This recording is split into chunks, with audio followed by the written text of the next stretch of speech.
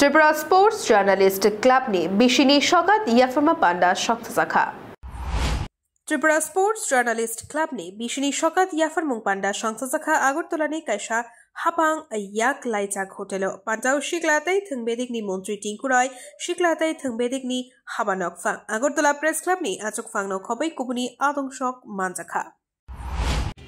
তো এই সরকারের বিভিন্ন ডেভেলপমেন্টের কথাগুলো বলেছেন। তিনি একটা কথা বলেছে যে আমরা সিনথেটিক মাঠ অনেকগুলো হয়েছে, তো ঘাসের মাঠও কিন্তু অনেকগুলো হয়েছে। দাদা আমরা একটা নতুন স্টেডিয়াম বানাচ্ছি শান্তির বাজারে, প্রায় 10 কোটি টাকা, সেখানে ঘাসের মাঠ তৈরি হয়েছে। তার পার্শ্ববর্তী এলাকা জোলাইবাড়িতে সেখানে একটা মিনি গ্যালারি ঘাসের মাঠ তৈরি হচ্ছে। আমাদের একটা পটিকরায় ঘাসের মাঠ তৈরি হচ্ছে মিনি গ্যালারি সহ। ডলুগাঁও একটা ঘাসের মাঠ তৈরি হচ্ছে মিনি গ্যালারি সহ। আমাদের টিলাবাজার একটা ঘাসের মাঠ তৈরি হচ্ছে মিনি গ্যালারি সহ। তো প্রায় 20খানা মাঠ, আমি সবগুলো নাম নিলাম না, 20খানা মাঠ আমরা ঘাসের মাঠও তৈরি করছি, যেগুলোতে মিনি গ্যালারি থাকবে এবং ঘাসের মাঠ তৈরি হবে। তো ইনফ্রাস্ট্রাকচার যেগুলো বলেছেন, সত্যি এখন আমরা বলতে পারি যে আমাদের রাজ্য উত্তর পূর্বাঞ্চলে ছোট রাজ্যগুলোতে যা যা পরিকাঠামো রয়েছে তার থেকে কোনো অংশ আমাদের কম নয়। আমরা ইতিমধ্যে দুটো আরো ইনডোর হল স্যাংশন দিয়েছি, একটা কৈলাসহর একটা উদয়পুরে ইনডোর হল হবে। ধর্মনগর একটা আন্ডার কনস্ট্রাকশন রয়েছে, সেটা কাজ হচ্ছে। সুইমিং পুল আমাদের এখানে যেটা রয়েছে বাদারঘাটে, এরকমই আমরা পালিশাগর সুইমিং পুল আমরা তৈরি করেছি। তো অতএব আমাদের রাজ্যে পরিকাঠামোগত ভাবে আপনারা কয়েকদিন আগেই দেখেছেন আমরা একটা সিনথেটিক অ্যাথলেটিক ট্র্যাক আগরতলাতে বাদারঘাটে আমরা ইনোগ্রেশন করলাম, বা হকি মাঠ বা ফুটবল মাঠ, সেখানে একসঙ্গেই অনেকগুলো পরিকাঠামো আমরা উন্নয়ন করেছি। পাশাপাশি যদি দেখুন এই সরকারের সদিচ্ছা বা খেলার প্রতি যে একটা আগ্রহ, সেটা বিভিন্ন এই সমস্ত নির্মাণ কার্যের মধ্যে কিন্তু সেটা দেখা দেবে। এর আগে কোনোদিন কোনো সরকার, সেটা আমি বলতে পারি, যে এই ধরনের ইনিশিয়েটিভ নেয়নি। আপনারা আগরতলার পুরনো লোক, আমি যদিও আগরতলাতে নতুন, এখানে মন্টুদা আছেন, এছাড়াও যারা পুরনো লোক যারা আছেন, অমিতদা আছেন, পুরনো খেলোয়াড় যারা এখানে খেলাধুলার সঙ্গে যুক্ত রয়েছেন, আপনারা বলতে পারবেন না এরকম একটা কোনো ইনসিডেন্ট যে এরকম ভাবনা নিয়ে করেছে। যেমন দেখুন আমরা এবার যখন মাঠ তৈরি করলাম, অ্যাথলেটিক ট্র্যাক যেটা তৈরি হলো, এটা আমরা দেবভক্তি জমাতিয়ার নামে সেটা উৎসর্গিত করলাম ওই মাঠটাকে। অর্থাৎ এই রাজ্যের খেলোয়াড়রা যখন খেলেছেন তখন কি সম্মান পেলেন না পেলেন আমি জানি না, কিন্তু এই সরকার আসার পর এই মাননীয় মুখ্যমন্ত্রী ডাক্তার মানিক শাহর নেতৃত্বে আমরা কিন্তু উনাকে সম্মান জানিয়েছি।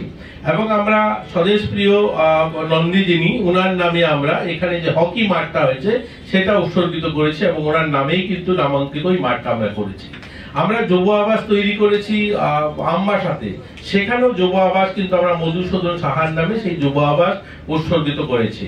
এবং এখানে যেটা বাধারঘাটে ফুটবল মাঠ হয়েছে সেটা প্রতুল ভট্টাচার্যের নামে সেই মাঠটা আমরা করেছি। এছাড়াও এর আগেও যে অ্যাথলেটিক ট্র্যাকটা হয়েছে পানিসাগরে, সেটাও আমরা একজন কোচের নামে দিয়েছি। এই কথাটা বলার অর্থ হলো শুধুমাত্র এই কাজের ভাবনাটা দেখুন, এই যে মানসিকতাটা, যে আমরা চাই আমাদের পুরনো খেলোয়াড় যারা আছেন, যারা এই রাজ্যকে দিয়েছেন, এই রাজ্যকে গোটা দেশের সামনে তুলে ধরেছেন, সম্মান কুড়িয়ে এনেছেন, তাদেরকে স্বীকৃতি দেওয়া, তাদেরকে সম্মান দেওয়া। এটা দিয়ে তাদেরকে কোনো আমরা বেনিফিট দিতে পারিনি, কিন্তু আমরা স্মরণ করতে পেরেছি যে এই লোকগুলো এই রাজ্যের জন্য, এই মাটির জন্য অনেক কিছু করেছেন, আমাদেরকে সম্মান এনে দিয়েছেন। এই সরকারের ভাবনা।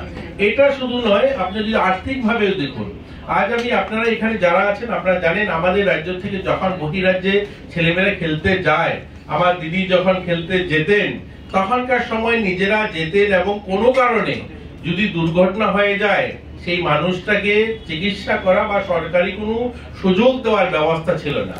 এটা ফার্স্ট টাইম আমাদের ত্রিপুরা রাজ্যের পূর্ণ রাজ্যের মর্যাদা পেয়েছে। 52 বছর পেরিয়েছে, 52 বছর পর এই 2025 সাল প্রথমবার আমরা এই আমাদের স্পোর্টসম্যান যারা খেলতে যান তাদের জন্য ইন্স্যুরেন্স পলিসি করে দিয়েছি, যে তারা যদি কোনো কারণে মাঠে কোনো দুর্ঘটনা হয় তারা যেন চিকিৎসা পরিষেবা তারা পায়।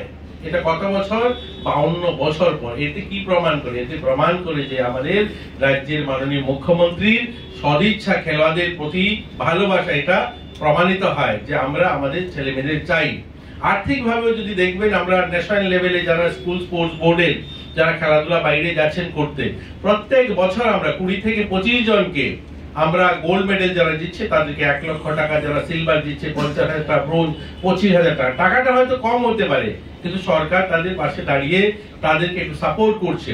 আমরা এটা বোঝাতে চাই যে প্রত্যেকটা মানুষ, প্রত্যেকটা খেলোয়াড়ের জন্য ফিল করে, তারা যেন অনুভব করে যে এই সরকারটা আমার।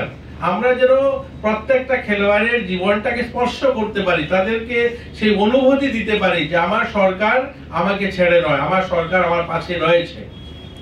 মুশকিল কি হয়, আমি শুরুতে ব্যুরো রিপোর্ট, খুমপই।